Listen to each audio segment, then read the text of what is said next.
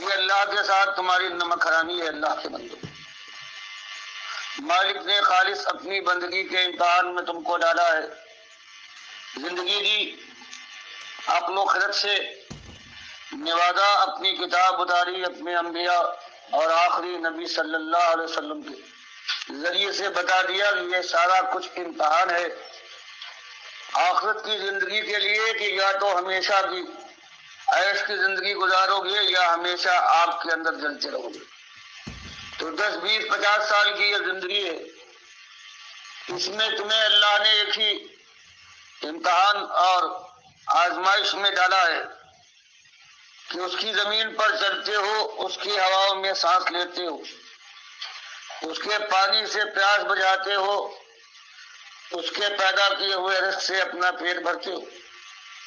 اس نے تم کو اولاد دی ہے اور خاندان میں کنبہ عطا فرمایا، آپس میں محبت پیدا کی تاکہ زندگی کا یہ دور جو مختصر ہے یہ اچھی طرح سے گزار لو۔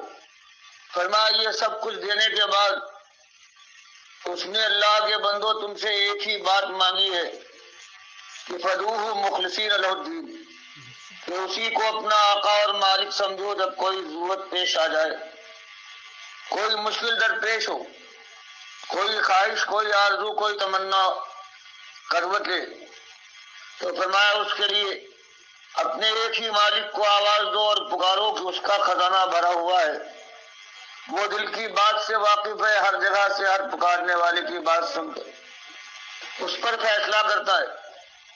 تو یہ اللہ کا ایک مطالبہ، مالک کی ایک بات ہے کہ لوگوں تم کو اس دنیا میں خالص اپنی بندگی کے لیے میں نے بھیجا ہے، اور اسی بندگی اور ایمان کے اوپر پھر فیصلہ کروں گا، یا تو آپ تمہارا مسکن ہوگی اور یہ بہاروں پر بہاریں ہیں جن کی براتیں کبھی ختم نہ ہوں۔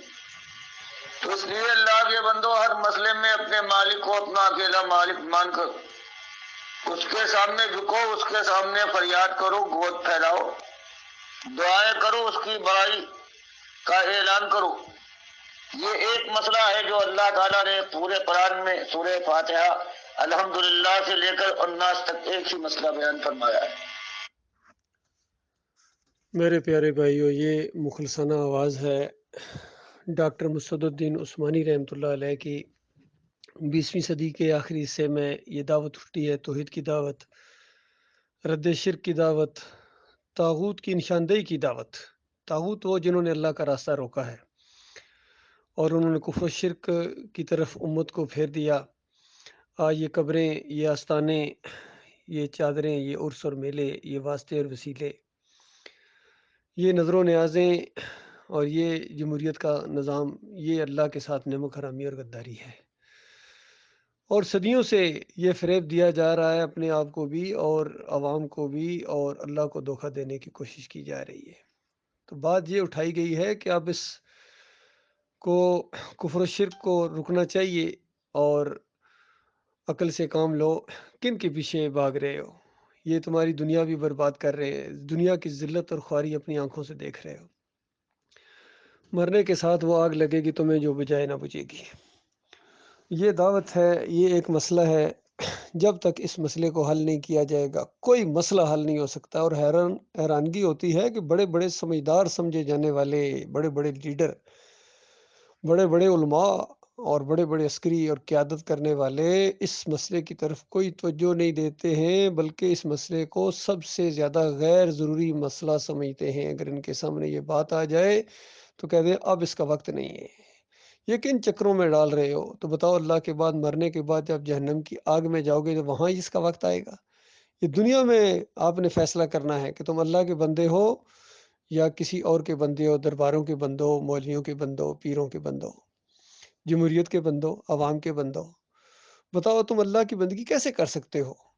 تو یہ دعوت جب تک نہیں اٹھے گی، قوم کو دو حصوں میں اس مسئلے پر تقسیم کرنا ہے۔ ایک طرف خالص اللہ کے بندے ہوں اور دوسری طرف سارے شیطان کی پارٹیاں ہوں، چاہے یہ بریلوی ہوں، دیوبندی ہوں، اہل حدیث ہوں، سلفی ہوں، سہروردی، نقشبندی، چشتی، قادری، اور کتنے ان کے نام ہیں، قادیانی، شیعہ، جتنے بھی ہیں، جماعت اسلامی کے روپ میں آئے ہوں یا تنظیم اسلامی کے روپ میں، جو بھی اللہ کی بات کا انکاری ہے وہ اللہ کا دشمن ہے۔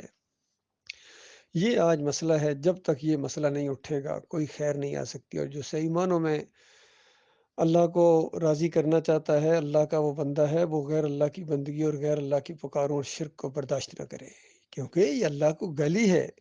اللہ کو گالیاں دینے والے اگر آپ کے لیڈر ہیں، آپ کے امام ہیں، آپ کے امیر جماعت ہیں، آپ کے لیڈر ہیں، سیاسی لیڈر، چاہے جج صاحبان ہوں یا جرنیل ہوں یا جتنے بھی ہیں، کوئی ایک کسی پلیٹ فارم سے یہ آواز نہیں اٹھ رہی ہے کہ یہ کفر شرک ہو رہا ہے، یہ مزار نہیں ہونے چاہیے، یہ قبر پرستی نہیں ہونی چاہیے، یہ پیری مریدی، یہ شرک ہے، شیطانی چیزیں ہیں، یہ مسلک پرستی، فرقہ پرستی، یہ بالکل اس کے خلاف کوئی اٹھنے کے لیے تیار نہیں ہے، کوئی بڑے پلیٹ فارم سے اس کی حمایت کے لیے کوئی تیار نہیں ہے، بلکہ مخالفت کرتے ہیں کہ ماتھوں پر شکنیں پڑ جاتی ہیں۔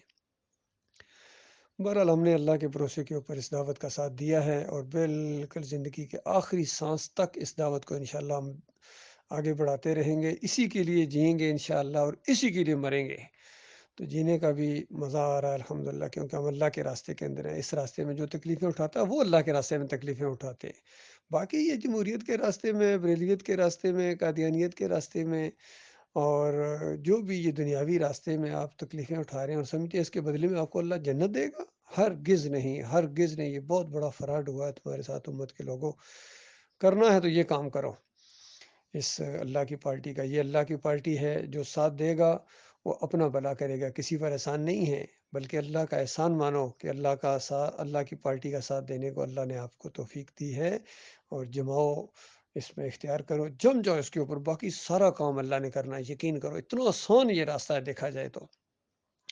مصیبتوں کے پہاڑ بھی ہیں، مخالفتیں ہیں، طوفان امڑیں گے، اور وہ ماحول بنے گا جو آخری نبی محمد صلی اللہ علیہ وسلم نے جب یہ دعوت اٹھائی، ہر دور میں جس نبی نے یہ دعوت اٹھائی، جس دور کے اندر پہلے نبی آدم علیہ السلام نے، یا اس کے بعد درمیان میں کتنے انبیاء آئے ہیں، کتنوں کو اذیتیں دی گئی ہیں، دیس نکالے دیے گئے ہیں، قتل کر دیے گئے ہیں، لیکن اللہ کے وہ بندے جمے رہے ہیں، اور آخری نبی محمد صلی اللہ علیہ وآلہ وسلم کی سنت تو ہمارے لیے بہترین نمونہ ہے۔ صحابہ اکرام کی ایک ایسی جماعت تیار ہوئی تھی، اعتماد کیا انہوں نے اللہ کی بات کے اوپر، جماعت دکھایا، کس طرح اللہ تعالیٰ نے وعدے پورے کیے، وَأَنْتُمُ الْأَعْلَوْنَ إِن كُنتُم مُؤْمِنِينَ، کہ اگر تم مومن بن جاؤ اللہ تعالیٰ تمہیں سر بلند کرے گا، تمہیں عزت دے گا۔ یہ نہیں کہ دنیاوی علوم حاصل کر لو، یہ کر لو، وہ بات کی بات ہے، پہلے ایمان تو لاؤ، ایمان خالص اختیار کرو۔ اللہ تعالیٰ کی قدرت بہت بڑی ہے، بہت طاقت ہے، وہ ایمانداروں کے ساتھ ہے، اس کا وعدہ سچا ثابت ہوا، وہ مومن بنے۔ لیکن جب سے ایمان کے اندر شرک آیا ہے، اس کے بعد یہ فرقہ بندی اور گروہ بندی اور قبر پرستی ان مسلمانوں کے اندر آ رہی ہے، اور اللہ کی وہ لعنت ان کے اوپر پڑی ہے کہ رکنے کا نام نہیں لے رہی ہے۔ لہٰذا اللہ کی رحمت کو دوبارہ اگر بحال کرنا چاہتے ہو، اور اٹھنا چاہتے ہو، سر بلند ہونا چاہتے ہو، دنیا اور آخرت میں عزت چاہتے ہو، تو ایمان خالص کا راستہ اختیار کرو، اس میں جماؤ دکھاؤ۔ اللہ تعالیٰ آپ کو اس کی توفیق عطا فرمائے، مجھے بھی اور آپ سب کو۔ اور یہ دیکھو کتنی زبردست دعوت ہے، یہ مزید تھوڑی اور آگے سنیں، ڈاکٹر صاحب کس انداز سے اس بات کو سامنے لا رہے ہیں۔ باقی جو قرآن کے اندر ہے وہ اسی مسئلے کی تفسیر ہے، جس کو آج امت مسلمہ ایسے بھلا چکی ہے گویا کبھی اس نے یہ بات سنی ہی نہیں تھی۔ ابھی ایک مہینہ گزرا ہے جو 12 وفات کا مہینہ کہلاتا تھا، اس مہینے کی 12 تاریخ کو جو اس امت نے کیا ہے اور برابر کرتی آئی ہے مدتوں سے، یہ اس بات کا ثبوت ہے کہ یہ امت اپنے مالک کو بھول چکی ہے، اور اس کے نبی صلی اللہ علیہ وسلم نے پوری زندگی میں جو چیز بیان کی تھی کہ دیکھنا، اللہ کے ساتھ کسی اور کو ساتھی اور شریک نہ بنانا، اور کہیں میرے ساتھ یہ ظلم نہ کرنا کہ جیسے عیسائیوں نے عیسیٰ علیہ السلام کو اللہ کا بیٹا بنا دیا تھا، کہیں میرے ساتھ یہ ظلم نہ کرنا۔ مجھے جب یاد کرو تو مجھے اللہ کا رسول مانو، اللہ کا بندہ مانو، بس میری حیثیت یہ ہے۔ اور اس امت کا آج یہ حال ہو گیا ہے کہ بھائی رسول صلی اللہ علیہ وسلم جو شرک اور کفر کے خلاف زندگی بھر جنگ کرتا آیا ہے، آج اس کو اللہ کے ساتھ شریک ٹھہرایا گیا ہے۔ کہیں یا رسول مدد کی آواز بلند ہوتی ہے، کہیں یا اللہ اور یا محمد لکھا جاتا ہے مسجدوں میں، دکانوں میں، مکانوں کے اندر۔ کہیں حال یہ ہے کہ اللہ کی نظر و نیاز کے بجائے یہ حلوہ پکتا ہے، اور یہ نظر و نیاز ہوتی ہے محمد صلی اللہ علیہ وسلم کی اور نذر و نیاز یہ عبادت ہے، اللہ کے لیے جائز اور سزاوار۔ اللہ کے علاوہ کسی اور کے لیے ہو تو کفر و شرک۔ 4 جگہ قرآن نے بیان کیا ہے کہ اس نذر کا کھانا جو ہے غیر اللہ کی، یہ سارے حرام اور نجس کھانوں سے زیادہ نجس اور حرام ہے، چاہے دیکھنے میں وہ ایسا نظر آئے کہ یہ روغن سے تر ہے، زبان پر رکھنے والے یہ سمجھے کہ لذت سے بھرا ہوا ہے، لیکن مالک نے قرآن کے اندر غیر اللہ کی نذر و نیاز کو 4 جگہ بیان فرمایا کہ یہ سور کے گوشت سے زیادہ حرام اور نجس اور شرک ہے۔ تو آپ نے دیکھا کہ اپنے نبی کے ساتھ اس امت نے کیا کچھ کیا ہے، اور ان کا بڑا سے بڑا ہے۔ وہ کبھی تقریر کرتا ہے اور اس کے بعد پھر اس کی زبان سے آخر میں نکلتا ہے یہ سب تمہارا کرم ہے آقا، کہ بات اب تک بنی ہوئی ہے، اور مراد آقا سے اللہ کے نبی صلی اللہ علیہ وسلم کو لیتا ہے، اللہ کو نہیں۔ آج کا یہ جو اللہ کا دشمن ہے چاہے کلمہ پڑھتا ہو، ہاں اللہ سے مراد لی جائے کہ ہاں آقا مالک ہے، اس کا کرم ہے، یہ بات الگ۔ لیکن آج اس امت کا عقیدہ یہ بن گیا ہے کہ یہ اللہ کے نبی صلی اللہ علیہ وسلم نے جن کی کرم فرمائی ہے، جن کی رحمت ہے، جو حاضر و ناظر ہے، عالم الغیب ہے، مختار کن ہے، اب اللہ نے ان کو اختیار دے دیا ہے، مالک الگ ہو گیا ہے کہ جس کو چاہو تم دو اور جس کو چاہے محروم کرو۔ تو اس طرح یہاں ایک بات بیچ میں ذرا اور وضاحت کر دوں، جس طرح ڈاکٹر عثمانی رحمۃ اللہ علیہ کہہ رہے ہیں کہ یہ امت آقا کہتی ہے نبی صلی اللہ علیہ وسلم کو، اور کہتی ہے یہ سب تمہارا کرم ہے آقا، کہ بات اب تک بنی ہوئی ہے۔ یعنی نبی اوپر صلی اللہ علیہ وسلم بھی لکھ دیتے ہیں تاکہ کوئی اللہ کی طرف اس لفظ کو لے ہی نہ جائے کہ آقا سے مراد اگر اللہ لی جائے تو پھر تو بالکل صحیح ہے، لیکن اگر آقا سے مراد نبی علیہ السلام لی جائے تو پھر یہ کفر و شرک ہے۔ یہاں میں ایک بات بتاؤں، میں نے چند دن پہلے ان کی تقریر سنی، یہ احسان الہی ظہیر، وہ تو آقا دو جہان، آقا کائنات، سرور کائنات، اس طرح کے مشرکانہ الفاظ، اور یہ سمجھے جاتے ہیں بڑے توحید کے چیمپئن گزرے ہیں۔ اسی طرح تقی عثمانی کو میں نے سنا، وہ تو نبی علیہ السلام کے لیے ہمیشہ سرور کائنات، سرور کائنات، حالانکہ سرور کائنات اللہ ہے، سرور کائنات اللہ ہے۔ وہ جو کسی نے کہا کہ سروری زیبا فقط ایک ذات بے انتہا کو ہے، باقی کسی کے لیے سروری نہیں ہے، یہ کائنات کی حکومت، کائنات کا نظام یہ اللہ کا ہے۔ اسی طرح ڈاکٹر اسرار کو سنا، وہ ہمیشہ حضور حضور نبی علیہ السلام کو کہتا ہے، حضور حضور حاضر نظر کے لیے ہے۔ تو اس طرح ان کے دلوں کے اندر، دماغوں کے اندر، ان کے خون کے اندر اور پٹھوں کے اندر شرک گھسا ہوا ہے ان سب کے، تو اللہ تعالیٰ ان کو ہدایت دے۔ اسی طرح علی انجینئر کو سنا، وہ علی رضی اللہ عنہ پر ہمیشہ مولا کا لفظ استعمال کرتا ہے، مولا، اس کا اللہ مولا نہیں ہے، اس کا نبی، اس کا علی رضی اللہ عنہ مولا ہے۔ طارق جمیل بھی یہی کہتا ہے، سب کے دماغوں کے اندر شرک ہے۔ دیکھو یہ توحید کی دعوت جب تک نہیں اٹھے گی اور بالکل ایک لائن نہیں لگے گی، کفر و شرک کرنے والوں کو پھر اپنا امام اور لیڈر نہیں مانا جائے گا، بلکہ ان کو دعوت دینی ہے۔ مزید سنیے۔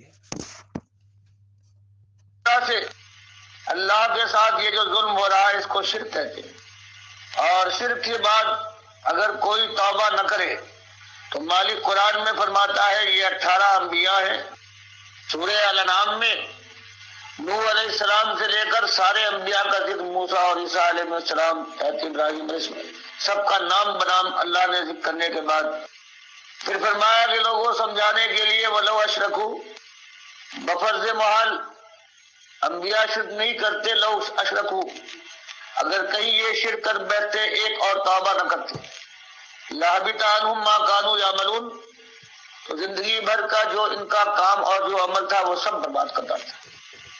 کئی مالک اپنے نبی صلی اللہ علیہ وسلم سے خطاب کرتا ہے، فرماتا ہے وَلَقَدْ أُوحِيَ إِلَيْكَ وَإِلَى الَّذِينَ مِن قَبْلِكَ، کہ وہی ہماری طرف سے پہلے جتنے رسول گزرے ہیں ان تک آئی ہے، اور آپ کو اسی وحی سے نوازا جا رہا ہے۔ اور وہ بات یہ ہے لَئِنْ أَشْرَكْتَ لَيَحْبَطَنَّ عَمَلُكَ وَلَتَكُونَنَّ مِنَ الْخَاسِرِينَ، تو بفرض محال ہمارے آخری نبی ہے محبوب ترین، اگر بفرض محال آپ بھی ایک شرک کر بیٹھے تو سارے اعمال آپ کے برباد ہو جائیں گے، مالک کے دربار میں دیوالی ہو کر پہنچیں گے۔ اسی بات کو بخاری مسلم کی نبی صلی اللہ علیہ وسلم فرماتے ہیں کہ من مات یشرک باللہ شیئا دخل النار، کہ جو اللہ کے ساتھ ایک شرک کر کے مر جائے چاہے جتنے بڑے اس کے اعمال ہوں وہ آگ میں جائے. وَمَن مَّاتَ لَا يُشْرِكْ بِاللَّهِ شَيْئًا دَخَلَ الْجَنَّةَ. گناہ گار سے گناہ گار ہو، اگر اس نے شرک کرنے کی بجائے ایمان پر اس کی موت آئی ہو، یہاں تک کہ زمین کا چپا چپا اس نے برائی سے گناہ سے مر دیا ہو. حدیث قدسی میں مالک فرماتا ہے لقیتہ بمثلھا مغفرہ. اگر ایمان کے ساتھ آیا ہے گناہ گار، ایسا گناہ گار کہ ساری زمین اس نے بھر دی، گناہ سے سیاہ کر ڈالی، لیکن مشرک بن کر نہیں آیا ہے، ایمان کے اوپر خاتمہ ہوا ہے، صحت کمزور اور شیطان کے غلبے سے وہ زندگی بھر گناہ کرتا ہے. فرمایا ایک دن ایسا آ کے رہے گا کہ میں اس گناہ گار کے ساتھ یہ معاملہ کروں گا کہ اتنی رحمت سے اسے ملوں گا کہ جتنی اس کی خطائیں ہیں ان کو میری رحمت ڈھانپ لوں گی. دیکھیے یہاں بھی ڈاکٹر عثمانی رحمۃ اللہ علیہ کس قدر زور دے رہے ہیں کہ اگر کوئی ایک شرک لے کے آ گیا تو اس کے سارے اعمال برباد کر دیے جائیں گے. اور دوسری طرف یہ ہے کہ جو شرک پر نہیں آئے گا، شرک پر نہیں مرے گا، پوری کائنات کو اس نے اگر گناہوں سے بھر دیا تب بھی امید کی جا سکتی ہے. تو اللہ کے بندو اس لیے ہم زور دیتے ہیں کہ دیکھو شرک اختیار نہ کرو. شرک اگر ہے تو توبہ کر لو، معافی مانگ لو. چند لمحے لگتے ہیں، پھر زندگی کے بعد تو دوبارہ موقع نہیں ملے گا. اور اسی وجہ سے ہم محمد حنیف کو بھی سمجھاتے رہے ہیں، جو ڈاکٹر صاحب کی جماعت کا امیر بنایا گیا تھا، ڈاکٹر صاحب کی جماعت کا امیر بننے والا پھر سجدہ تعظیمی کا وہ جواز فراہم کرے اور سجدہ تعظیمی کا شرک اس جماعت کے اندر لے آئے اور پھر اللہ پر الزام لگائے کہ یہ اللہ کا حکم تھا. بتائے کہاں حکم ہے؟ کہیں حکم نہیں ہے، یہ تمہارے دماغ کا حکم تھا. اور پھر کہتے ہیں اللہ کی مشیت ہے. دیکھو مشیت کا مطلب ان کو گویا نہیں آتا ہے. ہر دور کے اندر مشرکوں نے اللہ کی مشیت کا سہارا لیا ہے، الزام لگایا اللہ کے اوپر، اور پھر کہتے ہیں اللہ راضی ہو گیا جیسے یہ وہاں بیٹھا ہوا تھا. تو یہ معاملہ اللہ کے بندو شرک نہ کرو، شرک جماعت کے اندر نہ لے کے آؤ، مارے جاؤ گے. تمہیں سرخاب کے پر نہیں لگے ہوئے ہیں کہ تمہارے ساتھ کوئی علیحدہ قانون بنائے جائیں گے. انبیاء تک کو اللہ تعالیٰ نے کہہ دیا اگر یہ بھی شرک کرتے، میرے علاوہ یعنی کسی اور کو رکوع کرتے، سجدہ کرتے، کسی اور کو نظر و نیاز کرتے، پکار لگاتے، تو اور کون سا شرک ہوتا بتائیے. اور یہ سجدہ کرنا تو شرک کی بہت بڑی علامت ہے، فوراً پتہ چل جاتا ہے جب یہ اللہ کے علاوہ کسی اور کے سامنے جھکا ہوا ہو. یہ انسان کسی درخت کے سامنے سجدہ کرے وہاں عقیدت کے ساتھ، یا سورج کو کرے، چاند کو کرے، کسی انسان کو کرے، مزار کو کرے، کسی کالی دیوی کے سامنے سجدہ کرے، تو یہ پتہ چل جاتا فوراً کہ یہ مشرک ہے، بھائی یہ مومن نہیں ہے. تو حیرانگی ہوتی ہے کس طرح انہوں نے شرک کو جواز بخشا ہے. ان کی عقل اور ان کا فہم کہاں چلا گیا. شرک انسان کی مت مار دیتا ہے. اور سنیے میرے پیارے بھائیو، اور آخر کار یہ گناہ گار جنت میں پہنچا دیا جائے گا. بخاری مسلم کی حدیث ہے کہ مومنوں کا ایسے ہی ایک گناہ گار جو سب سے زیادہ گناہ گار ہوگا جہنم کی آگ میں جلتا رہے گا یہاں تک کہ اللہ تعالیٰ کی مشیت کا وقت آ جائے گا. اور یہ آخری شخص ہے، باقی سارے مومن نکال لیے گئے ہیں گناہ گاروں، ان کو اللہ نے سزا دینا مناسب سمجھا. یہ آخری جب نکالا جائے گا کوئلے کی طرح سے جلا ہوا، تو پروردگار عالم اس کو نہر حیات میں ڈالے گا اور اس کی کالب، اس کی جلن، سوزش سب دور ہو جائے گی، حسن و جمال واپس آ جائے گا، فرحت ہی فرحت ہو. تو مالک اس سے کہے گا میرے بندے اب مانگ جو تو چاہتا ہے، تیرے دل میں جو خواہش ہو. وہ کہے گا مالک وہ جلن مجھے یاد ہے، اور اب تو حسن و جمال ہے اور دل اور جگر میں ٹھنڈک ہے، اب مجھے کچھ نہ چاہیے، بس یہی کافی ہے میرے لیے. یہ اللہ تعالیٰ اسے مجبور کرے گا. اللہ کے نبی سے ہم فرماتے ہیں یہاں تک کہ جو اس کے سمجھ میں آئے گا مانگتے مانگتے جب تھک جائے گا کہ مالک اب مجھے کچھ یاد نہیں آتا، تو اللہ تعالیٰ اسے کچھ باتیں اور بتائے گا کہ یہ بھی مانگ میرے بندے، تو نے یہ تو مانگا نہیں. اور جب سب اللہ اسے بتا چکے گا پھر کہے گا کہ تو نے مانگا میرے بندے، وہ میں نے تجھ کو سب کچھ عطا کیا، اور جو تو بھول گیا تھا اور نہیں مانگ پایا تھا میں نے بتایا، تو نے پھر مانگا تو میں نے وہ بھی تجھے دیا. اور ابو سعید خدری رضی اللہ تعالیٰ عنہ جس بخاری مسلم کی حدیث کے راوی ہیں، وہ کہتے ہیں اللہ کے نبی صاحب نے فرمایا اور پھر اللہ کہے گا کہ تو نے مانگا اور میں نے بتایا یہ بھی دیا اور اس سب کا 10 گنا اور دیا. تو یہ ایمان کی یہ برکت ہے جس کو آج لوگ پیراہن سمجھتے ہیں لباس کی طرح سے جس طرح چاہے پہنے اور جب چاہے اتار پھینکے. یہ ایمان کی برکت ہے کہ سب سے بڑا گناہ گار کائنات کے اندر اس ایمان کی برکت سے جلے گا تو، لیکن برکت کا عالم یہ ہے کہ آخر کار وہ جنت میں پہنچا دیا جائے گا اور جو کہے گا اللہ اس کو دیکھ رہے گا. یہ میرے پیارے بھائیوں پوری بات آپ کے سامنے کھل کے آ گئی ہے. دیکھیے ڈاکٹر عثمانی رحمۃ اللہ علیہ کے اوپر اللہ نے رحم کیا، انہوں نے یہ دعوت اس انداز سے اٹھائی اور پھر جم گئے، بالکل نہیں پیچھے ہٹے. یقین کیجیے ان کا جوش بڑھتا گیا، یہ میں نے دیکھا ہے. اور جو جم جائے گا اللہ تعالیٰ اس کو جماؤ دے گا، اور جو ڈھیلا پڑ جائے گا وہ اس دعوت کا ساتھ نہیں دے سکتا ہے. کتنے ہیں جو سمجھ بھی گئے ہیں کہ جماعت کے اندر شرک آ گیا ہے، پھر وہ خاموش ہو گئے ہیں، بالکل کوئی بکھر گئے ہیں، کچھ نے شرک کا ساتھ دینا شروع کر دیا. لہٰذا ابھی جماعت اپنی اصلی حالت میں قائم ہے. اللہ کے بندے کچھ موجود ہیں جو دوبارہ منظم ہو گئے ہیں. ہم نے کمال خان صاحب کو اپنا امیر بنا کے مرکز کراچی سے یہاں لاہور شفٹ کر دیا ہے، اور دعوت یہ بالکل جاری ہے. الحمدللہ کوئی طاقت دنیا کی اس کو نہیں روک سکتی. یہ اللہ کا دین ہے، یہ اللہ کی پارٹی ہے. ابھی موقع ہے، جو چپ ہو گئے ہو بولنا شروع کرو اس شرک کے خلاف، اور ساتھ دو، سچوں کا ساتھ دو، ساتھ چلو، اور اللہ تعالیٰ آپ کو ہمت دے گا. اللہ تعالیٰ دوبارہ انشاءاللہ ہماری تعداد بھی بڑھے گی، مخلص اور باصلاحیت ساتھی ہمیں ملے گے انشاءاللہ. ایسے مخلص جن کے دلوں میں اللہ کا وقار ہے، اللہ کی عزت ہے، اللہ ان سے محبت کرتا ہے، وہ اللہ سے محبت کرتے ہیں. یہ آپس میں جڑ جائیں اور پھر دوبارہ اسی انداز سے یہ دعوت گلی کوچوں کے اندر، بازاروں کے اندر لٹریچر تقسیم کیا جائے. حبل اللہ رسالہ دوبارہ چھپنا شروع ہو گیا الحمدللہ. 27 نمبر حبل اللہ، ابھی 28 نمبر آ گیا ہے. ساری دعوت کھول کے بیان کی گئی ہے کہ کس طرح ڈاکٹر عثمانی رحمۃ اللہ علیہ نے یہ دعوت توحید اٹھائی تھی، کس طرح یہ آگے بڑھی، کن لوگوں نے اس کا ساتھ دیا، پھر کون اس میں نکلتے رہے، کون روڑے اٹکاتے رہے، اور کون آخر میں آ کے مرتد ہو گئے، بے دین ہو گئے، فرقوں میں بٹ گئے. اور یہ ساری چیزیں اس کے اندر موجود ہیں. پڑھو اللہ کے بندو. اور یہ دنیا کا وقت ہے، یہ زندگی ایک موقع ملا ہے، یہ بار بار موقع نہیں ملے گا. لہٰذا اس دعوت کا ساتھ دو اور بالکل جم جاؤ، اور انشاءاللہ ہم اس ایمان کی بنیاد کے اوپر پوری قوم کے سامنے ہم نے ٹکر لیا، پوری دنیا سے ٹکر لیا. ہماری دشمنی دوستی نہ قومیت کے لیے ہے، نہ ریاست کے لیے ہے، نہ ملک و مال کے لیے ہے، اور نہ حسن و جمال کے لیے ہے.